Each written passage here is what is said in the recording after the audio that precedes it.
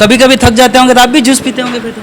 हाँ लेता हूँ मैं, इसमें क्या है, कभी कभी लेता हूँ। इसमें कोई वार त्योहार है, शादी ब्याह है तो लेते हैं, परंपरा संस्कृति। मैं सबकी बात कर रहा हूँ, मैं वो डरने वाला नहीं हूँ। कलेक्टर हो, एसपी हो, सब यहाँ पर इनका कमीशन बंधा हुआ है। टीएसपी क्षेत्र में जो भी ट्रैफिक वाले हैं वो दूर से ही देख लेते हैं कि ये गरीब है, ये आदिवासी है, उसको कानून बताते हैं और 500 रुपये का, 1000 रुपये का, 1200 रुपये का चालान बनाते हैं। कुछ तो चालान भी नहीं बनाते हैं, सीधे 500 रुपये ले लेते, जेब में रख लेते, अब तू जा। आदिवासी का जब तक कलेक्टर नहीं बनेगा, आरएस अधिकारी नहीं बनेगा, आदिवासियों का भला नहीं हो सकता है। वहाँ बरसों से आदिवासी लोग बैठे हुए हैं, उनके मकान है, खेती है, तो पर्ची सरकार और ये मंत्री का यही काम है कि उनकी भाई जमीन छीनो।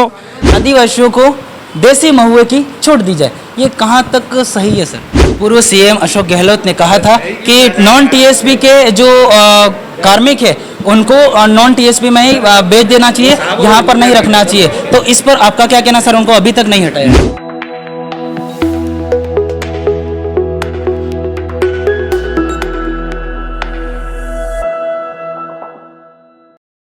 नमस्कार, आज हमारे साथ में वो नेता है जिनकी आवाज़ विधानसभा में गूंजती है और सवाल जमीनी स्तर से उठते हैं, और हाँ, आदिवासियों के मुद्दे को बेबाकी से उठाते हैं। हमारे साथ में है डूंगरपुर के विधायक गणेश जी गोगरा। पहले तो आपको बहुत बहुत बधाई आदिवासी कांग्रेस प्रदेशाध्यक्ष बनने पर। थैंक यू, धन्यवाद, आपके चैनल को भी धन्यवाद। सर जी, आप आदिवासी कांग्रेस प्रदेशाध्यक्ष बने हैं, तो अभी आदिवासी इलाकों में इस पद से क्या असर पड़ेगा और आपकी क्या प्राथमिकता रहेगी? देखो, ये हमारे देश के नेता राहुल गांधी जी ने जो आदिवासी कांग्रेस का प्रदेश अध्यक्ष बनाया है, उसके लिए उनका बहुत बहुत धन्यवाद। और प्रदेश के नेता हैं, उनका भी सहयोग रहा, उनका भी धन्यवाद। तो आदिवासी प्रदेश अध्यक्ष बनाना हमारे लिए, पूरे क्षेत्र के लिए, ये गणेश गोगरा आदिवासी नेता बना है, प्रदेश अध्यक्ष बना है। मैं समझता हूँ कि आदिवासी जितने भी हमारे यूथ हैं वो भी गौरवान्वित हो रहे हैं कि भाई चलो बने ये हैं, लेकिन हमारे आदिवासियों की आवाज़ उठाएंगे। और हमें पहली बार मौका मिला है, जो पहले मौका नहीं मिलता था।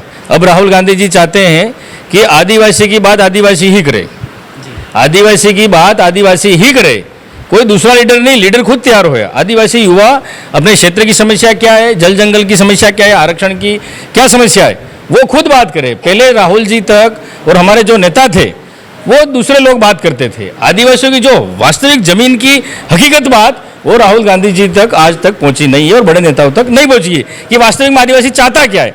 तो अब यह मुझे एक माध्यम मिला है प्रदेश अध्यक्ष का, तो आदिवासी भील जो टीएसपी क्षेत्र में रह रहे हैं, उन युवाओं की क्या मांगे और क्या होना चाहिए, ये हम बात हमारे नेता तक पहुंचा सकते हैं और आदिवासियों की जो मांग है उसको हम पूरी करवा सकते हैं इस पद के माध्यम से। अच्छा सर जी, आपने कुछ टाइम पहले विधानसभा में एक सवाल उठाया था जिसमें आपने बताया था कि हॉस्पिटलों में सोनोग्राफी के लिए लोग लाइन में लगते हैं और सोनोग्राफी के लिए 7 दिन में नंबर आता है, इसके बाद में, और लोग तरसते हैं और डॉक्टर हैं जो प्राइवेट क्लिनिक पर मिलते हैं।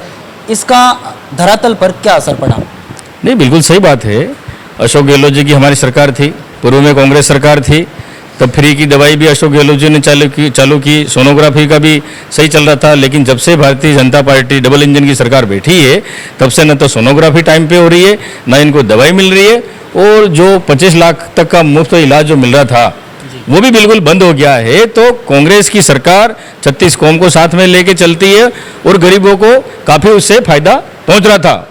लेकिन वो योजना अभी पर्ची सरकार ने, भजनलाल सरकार ने पूरी बंद कर दी है। और वास्तविक में अभी भी कहीं कहीं जो आप कह रहे हो, प्राइवेट जो क्लिनिक खोल के डॉक्टर बैठे हुए हैं उनकी कमाई के लिए, उनके खिलाफ कार्रवाई हम करेंगे। हम भी, हमारी सरकार नहीं है लेकिन विपक्ष में, फिर भी हम जनता के साथ है। अगर जनता के साथ ऐसा हो रहा है तो उस डॉक्टर के खिलाफ भी हम कार्रवाई कराएंगे, प्रशासन को कह के। जी। अभी एक वीडियो विधानसभा का और वायरल हुआ था आपका, आप हमेशा सुर्खियों में रहते वैसे, कि आदिवासियों को देसी महुए की छूट दी जाए, ये कहाँ तक सही है सर? देखो, ये हमारा कल्चर है, हमारी संस्कृति, हमारी परंपरा है। मैं युवाओं को ये नहीं कह रहा हूँ कि आप देसी दारू पियो, देसी शराब पियो, ये नहीं कह रहा हूँ। लेकिन हमारा कल्चर है, हमारी संस्कृति है, हमारी परंपरा है और हमारी पहचान है। ये हमारे बाप दादा जो पुरखे थे वो करते आए हुए हैं। जो भी हमारी धार देनी पड़ती है पूर्वजों को, कोई मेहमान आता है उस समय हमारा मान सम्मान करते हैं। कोई बनिया ब्राह्मण तो है नहीं, आदिवासी तो पहले से मांस खाता हुआ आया और खाएगा। तो पहले भी प्राचीन काल में जब आदिवासी जब जंगलों में रहता था, गुफाओं में रहता था, तब कोई अनाज तो पक नहीं रहा था वहाँ के भी, वो हलवा खाते वो खा रहे थे। तो हमारी संस्कृति परंपरा है, तो ये दवा के रूप में काम करती है। कोरोना में भी देसी महुआ जो है, इसमें एल्कोहल नहीं आता है, वो महुए का फल है, महुए का जूस है। तो इसके हम अभी बारिश में जो खजूर के जो होते हैं ना वो पत्ते, उससे हम ढोकले भी बनाते हैं और घी लगा के खाते हैं, इतने स्वादिष्ट होते हैं। इससे हमको ताकत भी मिलती है। और पहले जो अनाज नहीं मिलता था, हमारे बाप दादाओं ने ये महुए ही सेक के खाए हैं, तो ये हमारी पहचान है महुआ। ये हम वो नहीं कह रहे कि आप युवाओं को नशा करो, आप दारू ज़्यादा पियो, वो नहीं कह रहे, इसके पक्ष में नहीं है।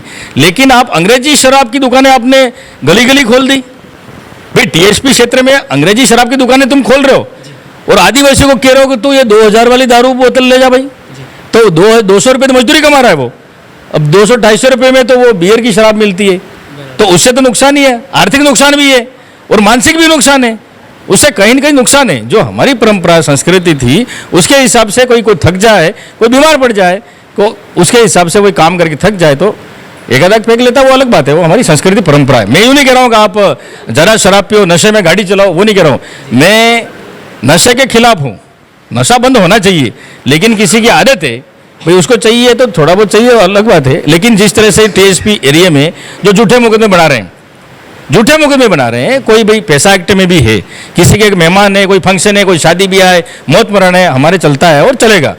तो उसमें अगर 1 लीटर या 2 लीटर किसी के घर में शराब मिल गई तो पुलिस वाले उस पर झूठा मुकदमा बना रहे हैं, 2 लीटर का 12 लीटर बना रहे हैं और उससे फिर तोड़ कर रहे हैं, तो 5000 ला, 10,000 ला। ये मैं बात नहीं कर रहा हूँ, ये जनता की जमीनी जुड़ी हुई बात कर रहा हूँ कि ये लूट रहे हैं मतलब आदिवासियों को भाई, नहीं तुम बंद करो। और अंग्रेजी शराब पिला रहे हैं, जब अंग्रेज तो भाग गए, लेकिन अंग्रेजी शराब छोड़ के गए, तो इसमें हमको आदिवासियों को और ज़्यादा बर्बाद कर रहे हैं, हमारे युवा भटक रहे हैं और धीरे धीरे हमारा आर्थिक कमजोरी भी हुई देशी दारू जो टीएसपी में खोली है। इसलिए मैं महुए की बात करता हूँ। तो सर कभी कभी थक जाते होंगे तो आप भी जूस पीते होंगे फिर तो? हाँ लेता हूँ मैं, इसमें क्या है, कभी कभी लेता हूँ। इसमें कोई वार त्योहार है, शादी ब्याह है तो लेते हैं, परंपरा संस्कृति है। लेकिन कभी देखा मैंने, आपने देखा कभी मैं भाई ऐसा कोई जमता हुआ ऐसा देखा क्या? देखो वार संस्कृति हमारे घर में ही बैठ के कोई बड़ा प्रोग्राम होता है तो मैं देसी कभी थोड़ा बहुत ले लेता हूँ। एक विधानसभा का सर सवाल एक और वायरल हुआ था, जिसमें आप बता रहे थे कि एक मजदूर होता है, दिहाड़ी करने के लिए बाइक पर 3 जने बैठ कर जाते हैं और शाम के टाइम में आते हैं और पुलिस वाले उनका चालान बना देते हैं 100, 200, 300 रुपये का। अब 400 कमाता है, उसमें से 100, 200 रुपये उनको दे देता है, तो उनके पास बचता क्या है? और आपने बताया था कि 100% चालान होते हैं, उसमें से देखा जाए तो 90% चालान है वो आदिवासियों के साथ आता। तो सर इतना अन्याय, बिल्कुल अन्याय हो रहा है। बिल्कुल आपकी बात पे मैं सहमत हूँ और आपने अच्छी बात पूछी है कि टीएसपी क्षेत्र में जो भी ट्रैफिक वाले हैं वो दूर से ही देख लेते हैं कि ये गरीब है, ये आदिवासी है, उसको कानून बताते हैं और 500 रुपये का, 1000 रुपये का, 1200 रुपये का चालान बनाते हैं। कुछ तो चालान भी नहीं बनाते हैं, सीधे 500 रुपये ले लेते हैं, जेब में रख लेते हैं, अब तू जा। तो इस तरह से परेशान कर रहे हैं, दूसरे लोगों को परेशान नहीं करते। आदिवासी व्यक्तियों को टीएसपी क्षेत्र में कोई भी अधिकारी हो, कोई भी कर्मचारी हो, लेकिन यहाँ पर आदिवासियों को लूटने के लिए आते हैं। जब ये खाली हाथ आते हैं, लेकिन टरके भर भर के यहाँ से आदिवासियों को बेवकूफ़ बना के और आदिवासी से ही कमा के यहाँ से ले जाते हैं और बड़े बन गए, भले कलेक्टर हो, भले एसपी हो। मैं सबकी बात कर रहा हूँ, मैं वो डरने वाला नहीं हूँ, कलेक्टर हो, एसपी हो, सब यहाँ पर इनका कमीशन बंधा हुआ है। गुजरात में भी हमारे जो थानों से और सब बंदी हुई है, सबसे ज़्यादा शराब जा रही है गुजरात जा रही है, हमारे बिछवाड़ा थाने से जा रही है। ये भी मैंने आवाज़ उठाई थी, इसका क्वेश्चन भी लगाया हमने, भाई इसमें एसटी के कितने मुकदमे बनाए आपने, चालान कितने काटे? सब एसटी के ही काटे, कोई दूसरे वर्ग के तो काटे नहीं है। तो कहीं न कहीं हमारे आदिवासियों के साथ अन्याय हो रहा है और जो भी अधिकारी हैं जो अन्याय कर रहे हैं इसके खिलाफ हम आवाज़ उठाएंगे। बहुत सारे युवा हैं जो कंपटीशन की तैयारी करता है और कंपटीशन की तैयारी करने के बाद में उनको एग्जाम सेंटर दूसरे जिलों में दे दिया जाता है। आप क्या चाहते हैं कि जिस जिले का अभ्यर्थी है उसको उसी जिले में परीक्षा सेंटर दिया जाए? बिल्कुल सही बात है, ये गरीब आदिवासी युवाओं की आवाज़ है। सेंटर दूर आने से न तो समय पे वो पहुंच पाते हैं, न इनके पास इतना पैसा होता है कि वो होटल इतनी महंगी में रुक सकें। तो इसलिए मैं चाहता हूं, सरकार से भी मांग करूंगा, विपक्ष में हम आवाज़ भी उठाएंगे और इनको जिला मुख्यालय पर ही इनका एग्ज़ाम सेंटर होना चाहिए। उससे कई दुर्घटना भी घटी है, बांसवाड़ा से कई एग्ज़ाम देने, कहीं उदयपुर के कहीं जा रहे थे सलूम्बर कहीं, तो 2 बच्चों के एक्सीडेंट से डेथ भी हो गई। जल्दीबाजी में कोई समय पे नहीं पहुंच पाता है तो समय पे वो एग्जाम भी नहीं दे पाता है कंपटीशन में, तो उसकी जिंदगी, उसका भविष्य कहीं न कहीं खराब हो जाता है। तो ये बिल्कुल युवाओं की मांग है कि जिला स्तर पर ही जो भी एग्जाम हो वो होने चाहिए, तो अच्छी बात है ये तो। पूर्व सीएम अशोक गहलोत ने कहा था कि नॉन टीएसपी के जो कार्मिक है उनको नॉन टीएसपी में ही बेच देना चाहिए, यहाँ पर नहीं रखना चाहिए। तो इस पर आपका क्या कहना सर? उनको अभी तक नहीं हटाया? नहीं, बिल्कुल सही बात है, हटाना चाहिए। इसके लिए बहुत अच्छा मुद्दा, ये नहीं बहुत अच्छा मुद्दा आपने उठाया है।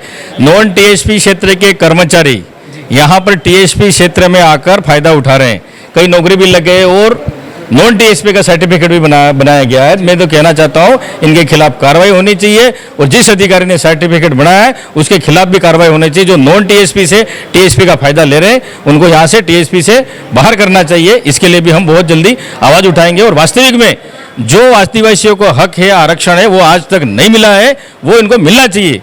तो उधर बाहर के आके यहाँ पर वास्तविक में आदिवासियों का फायदा ले रहे हैं, उनको हम यहाँ से भगाने की पूरी कोशिश। टीएसपी एरिया का क्षेत्रफल तो सर बढ़ा दिया है, लेकिन अभ्यर्थियों के लिए जो क्या बोलते पद हैं वो नहीं बढ़ा दिए गए कंपटीशन एग्जाम के साथ। देखो, आदिवासियों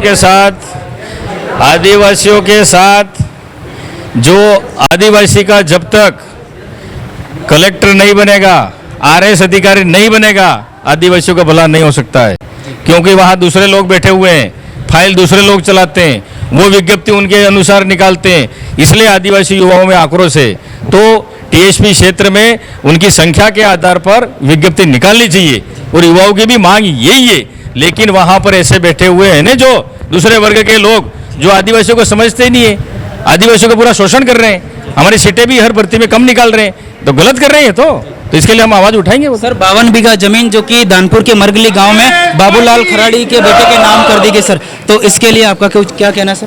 देखो, बाबूलाल जी खराड़े ने जो उठाया है, जी बोलिए भाई, आदिवासियों की जमीन अगर बाबूलाल जी के बच्चे के नाम अगर जमीन रजिस्ट्री कराई है तो वो बिल्कुल ही गलत है। इसका हम विरोध करते हैं, पूरी कांग्रेस पार्टी, पूरा कांग्रेस परिवार विरोध करता है। वहाँ बरसों से आदिवासी लोग बैठे हुए हैं, उनके मकान है, खेती है, तो पर्ची सरकार और ये मंत्री का यही काम है कि उनकी भाई जमीन छीनो, आदिवासियों को परेशान करो, जल जंगल से उनको भगाओ और इनके नाम जो खाते की है वो जमीन रजिस्ट्री जो की है उसको निरस्त करना चाहिए सरकार को और प्रशासन को भी। बहुत बहुत धन्यवाद। ये थे हमारे साथ में गणेश जी गोगरा, जिन्होंने हमारे सवालों पर बेबाकी से जवाब दिए हैं। और इस पर आपकी क्या राय है कमेंट बॉक्स में कमेंट करके जरूर बताना। और चैनल को सब्सक्राइब नहीं किया, चैनल को सब्सक्राइब करना ना भूलना, क्योंकि इसी प्रकार के सवालों के लिए जुड़े रहिए भारत की आवाज के साथ। मैं हूँ प्रवीण डोडियार, मिलते हैं नए सवालों के साथ। बहुत बहुत धन्यवाद।